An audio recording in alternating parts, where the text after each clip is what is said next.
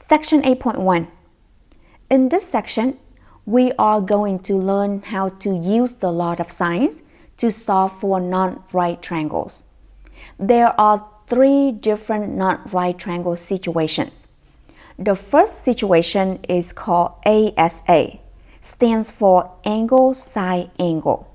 That means we know the measurements of the two angles and included side.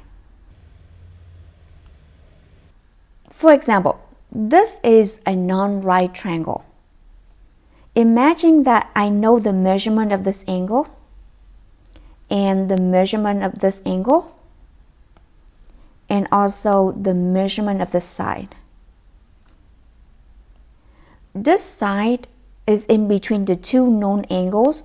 We call this the included side because it's in between the two angles.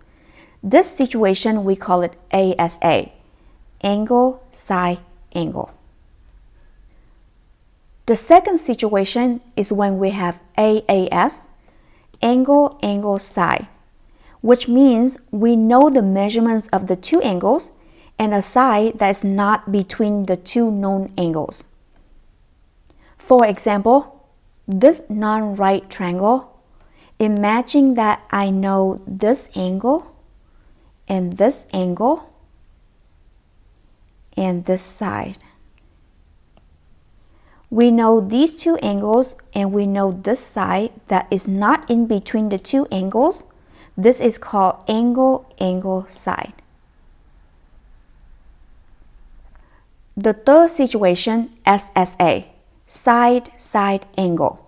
We know the measurements of the two sides and an angle that is not between the two known sides. For example, this is a non-right triangle. If I know this side and this side and this angle, this is side side angle. This angle is not in between the two known sides. Law of sines.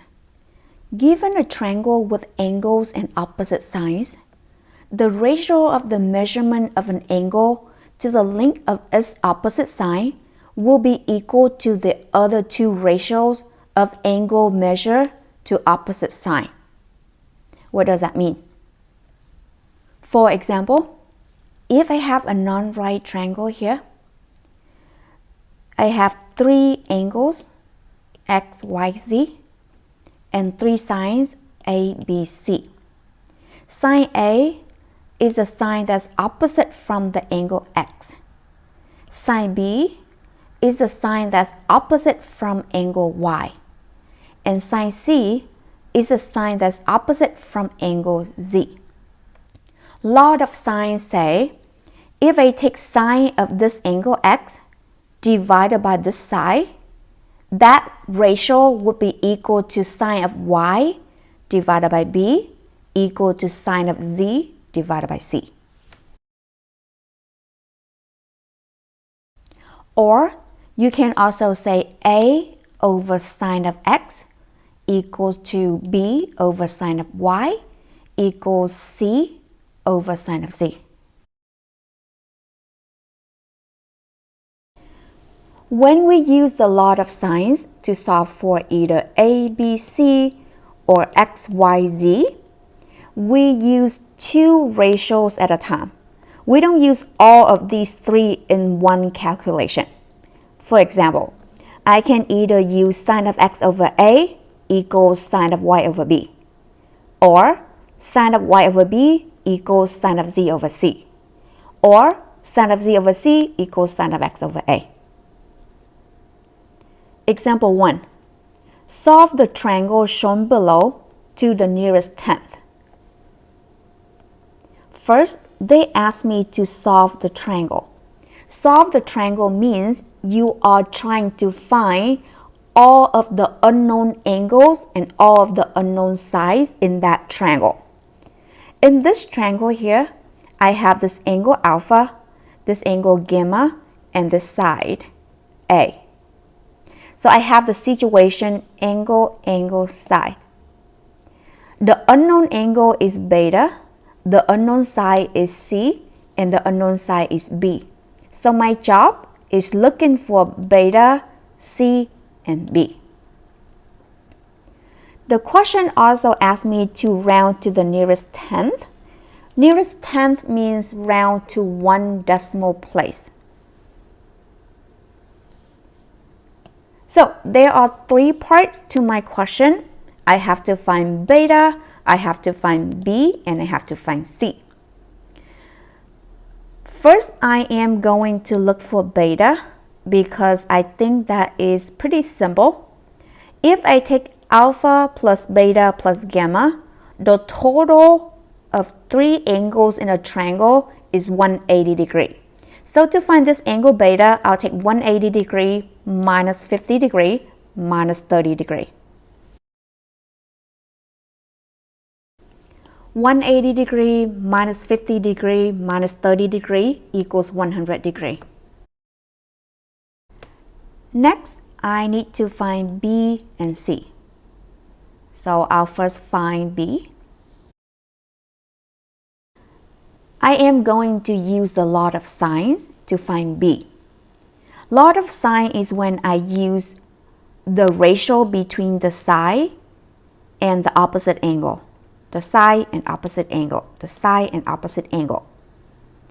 With sine B, my opposite angle is beta. With sine A, my opposite angle is alpha. With sine C, my opposite angle is gamma. In this problem, I need to solve for B. That means I need to have B in my calculation. So first, I have to have the pair B over sine of beta. And then I need to let it equal to either 10 over sine of alpha or C over sine of gamma. The question is, which one should I choose? Well, you are going to test it out and see. For example, if I choose this one, my B is unknown, my beta is 100, my alpha is 50 degree.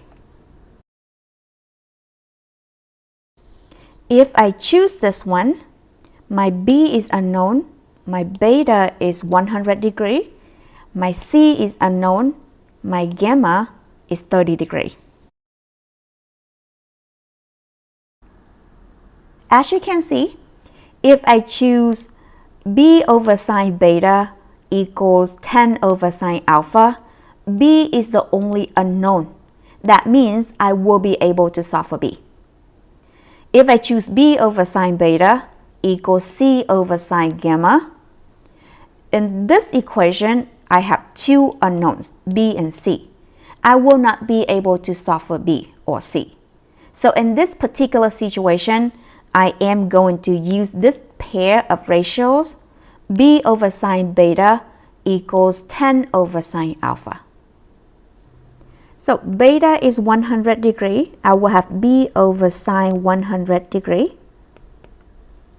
10 over sine of alpha, and alpha is 50 degree. To solve for B, I'll just multiply both sides by sine of 100 degree. And I am going to put this into my calculator to get to the value of B. This is my calculator. The first thing I'm going to do is choose the correct mode. Remember, my angles are in degree, so I'm going to choose degree. And then I am going to type that in. I have 10 times sine of 100 degree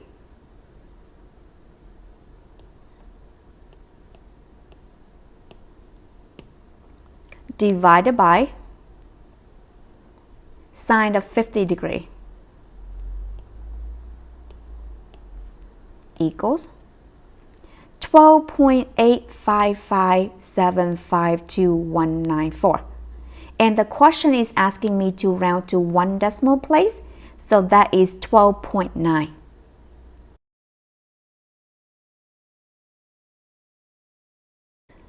Next, I need to find C.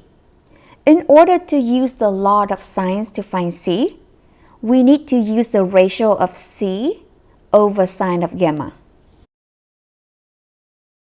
And then we let this ratio be equal to either 10 over sine of alpha or B over sine of beta.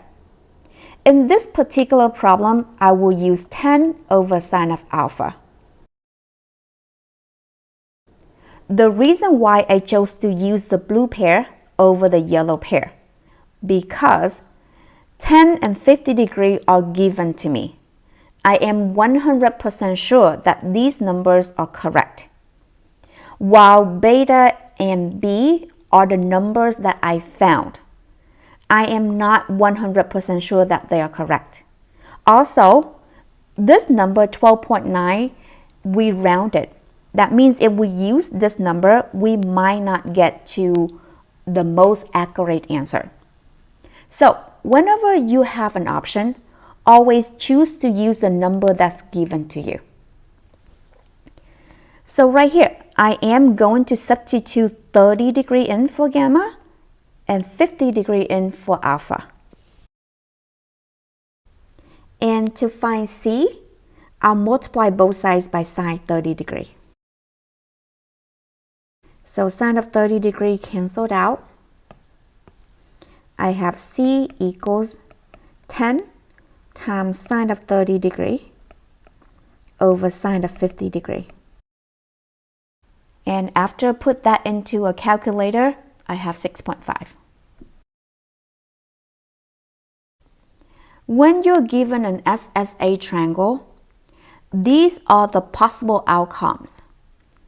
When you solve for the triangle with the given information, side, and angle, you can have one triangle, two triangles, a right triangle, or no triangle at all.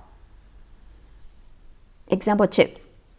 Solve the triangle for the missing side and missing angle measures to the nearest tenth.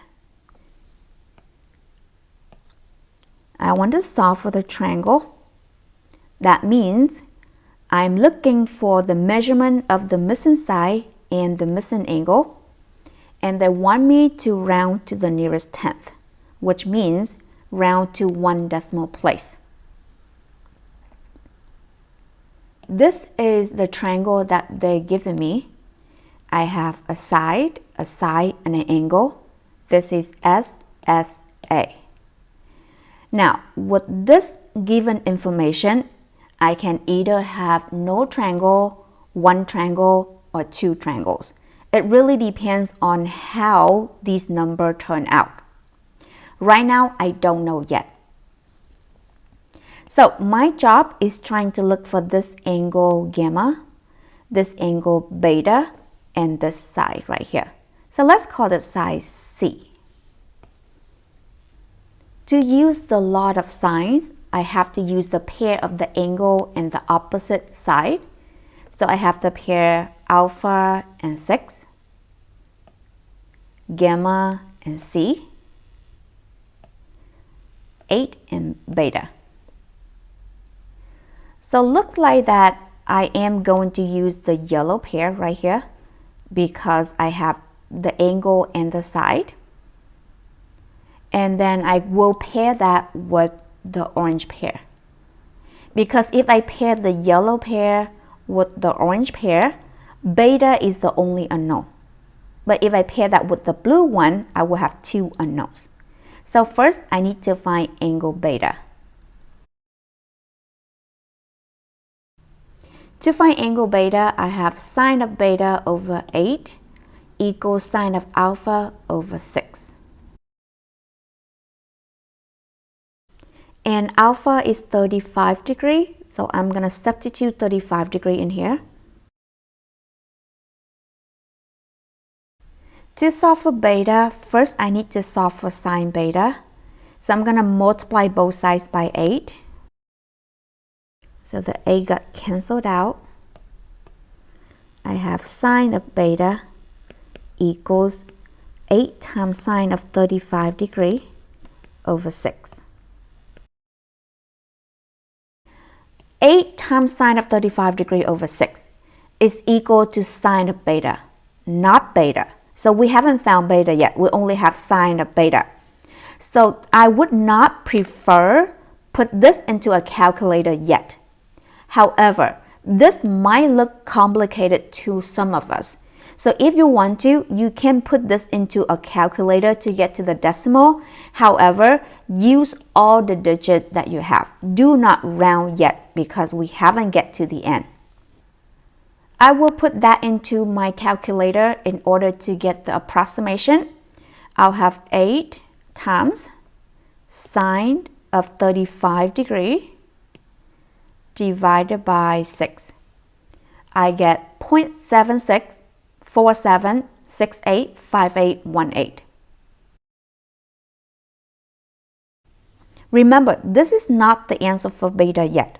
This is the approximation of sine of beta. My job is looking for beta. So that is the reason why I carry all of the digits here, because I want to get to the most accurate answer as possible. From here, in order to solve for beta, I will take the sine inverse of this number. So at this step, if you round it to 1 or 2 decimal places, your answer will not be that accurate. So I would prefer just use the exact value here. But if it looks too complicated, you can put into decimal, but make sure to carry all of the digits. This is my calculator. Make sure to change it into degree and then use sine inverse of 0.7647685818. I have 49.88640841, and they asked me to round to 1 decimal place, so that is 49.9 degrees. I found beta, that is 49.9 degrees. Before we continue, let's just go back here for a little bit. Sine of beta is a positive number. Remember, when sine is positive, your angle is either in the first quadrant or the second quadrant. So beta is either this angle or this angle. So this angle is beta, which is 49.9. And this angle is another beta. So I call it beta prime. So whenever you use the sine inverse in a calculator, they always give you the angle in the first quadrant. And you always have to use your knowledge about sine or cosine or any other trig function to determine the other angle. So this angle is 180 degrees minus 49.9. And that is 130.1 degrees. So this beta can either be 49.9 degrees or 130.1 degrees. That means I might have 2 different triangles based on the information that they gave me. One triangle is with beta and one triangle with beta prime. I don't have enough room here, so I am going to add another page and then I'll show you the situations. I might have 2 different triangles with the same given information. 6, 8, 35 degrees, 6, 8, 35 degrees. The beta I found was 49.9 degrees and beta prime was 130.1 degrees. Please keep in mind, the drawings here are not scale, which means that I try to copy the drawing so that it looks like the original drawing so that it's easier for you to relate it back and forth. However, this is not 49.9 degrees. okay? So from here, to find gamma, I'll take 180 minus 35 degree minus 49.9 degree. And that is 95.1 degree. Next, I need to find C. So to find C, I am using the pair C and gamma with the pair 6 and alpha. I have C over sine of 95.1 degree equals 6 over sine of 35 degree. To solve for C, I'll just multiply both sides by sine of 95.1 degree.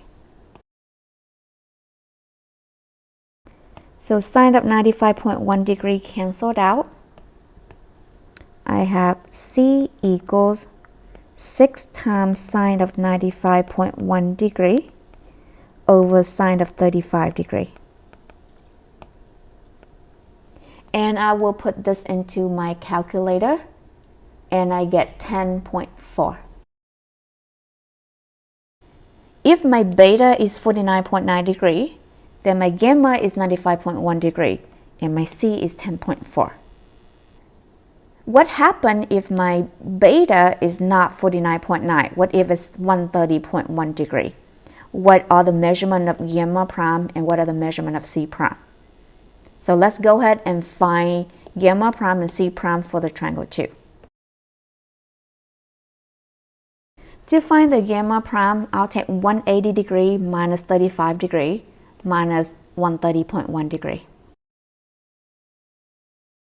And I get 14.9 degree. Next, I need to find the sine C prime. To find C prime, I'll use a pair C prime with gamma prime and 6 with alpha. So I have C over sine of 14.9 degree equals 6 over sine of 35 degree. Next, I am multiplying both sides by sine of 14.9 degree. And these canceled out. I got C prime equals 6 times sine of 14.9 degree over sine of 35 degree. And put this into a calculator, I get C prime equals 2.7. So if beta is 130.1 degree, then gamma is 14.9 degree and C will be 2.7. So with the same given information, sine, angle, 6, 8, 35 degree, you will end up with two possible triangles. These are two different triangles, but they have the same 6 here, the same 8 here, and same 35 degree here. They will have different beta, different gamma, and different C. Example 3. In the triangle shown below, solve the unknown sides and angles. Round the answer to the nearest tenth. So in this triangle, I have alpha, beta. Let's call this angle gamma. I have this side, call it C, 12. B is 9, and I don't have A. So I have side, angle. So the situation can be no triangle, one triangle, or two triangles. So my job is trying to look for angle alpha, angle beta, and sine A. So in this triangle, I have the pair 12 and gamma. The pair 9 and beta. The pair A and alpha. This is when I decide which one to look for first. I will use the yellow pair because I have 12 and 85 degree. And I will pair this yellow pair with the blue pair, because if I pair the yellow pair with the blue pair, I will have one unknown, which is beta. But if I pair that with the orange one, I will have two unknowns. And that is impossible for me to find A and alpha if I have an equation with two unknowns. So I will pair sine of beta over 9 equals sine of gamma over 12. Gamma is 85 degrees, so I substitute gamma with 85 degrees here. To solve for beta, I first need to solve for sine of beta. So I am going to multiply both sides by 9. So 9 canceled out here. I have sine of beta equals 9 times sine of 85 degrees over 12. 9 times sine 85 degrees over 12 is not your answer for beta. This is only the approximation for sine of beta. To find beta, you need to take the sine inverse of this fraction right here. So I would prefer doing that. However, it might look too complicated for some of us. So if you want to, you can put this in your calculator. However, do not round at this step. So let's go ahead and put 9 times sine of 85 degrees over 12 into the calculator. First thing, do not forget the mode. Change it to the degree and then type in 9 times sine of 85 degrees divided by 12. I get 0.7471460236.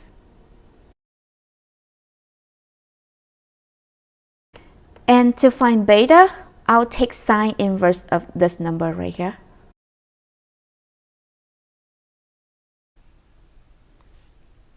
Sine inverse of 0.7471460236. I got 48.343758742 degrees. And the question was asking me to round to the nearest tenth, which you round to the 1 decimal place. So that is 48.3 degrees. So I found beta is 48.3 degrees. However, let's see. Sine of beta is positive. That means beta is either in the first quadrant or in the second quadrant. The first quadrant is 48.3 degrees. What happened to the second quadrant? So this is my beta in the first quadrant. Beta is 48.3 degrees. And the green one is my beta in the second quadrant. I call it beta prime. So beta prime equals 180 degrees minus 48.3 degrees. And that is 131.7 degrees. At this point, we might have two different triangles, one with beta and one with beta prime. So for triangle 1, if beta is 48.3 degrees, then I'll be able to find alpha. Alpha will be equal to 180 minus 85 degrees minus 48.3 degrees. And that is 46.7 degrees. And I will find A. I will pair A over sine of 46.7 degrees equals 12 over sine of 85 degrees. To solve for A, I multiply both sides by sine of 46.7 degrees. So this got cancelled out.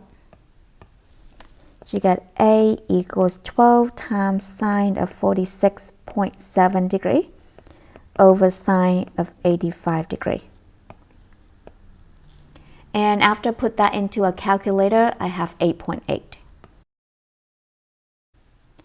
For triangle 2, if beta prime equals 131.7 degrees, so imagine if this one is 131.7 degrees, your alpha will be 180 minus 85 degree, minus 131.7 degree. And that is negative 36.7 degree. Is it possible to have an angle that is negative? No, it's not possible.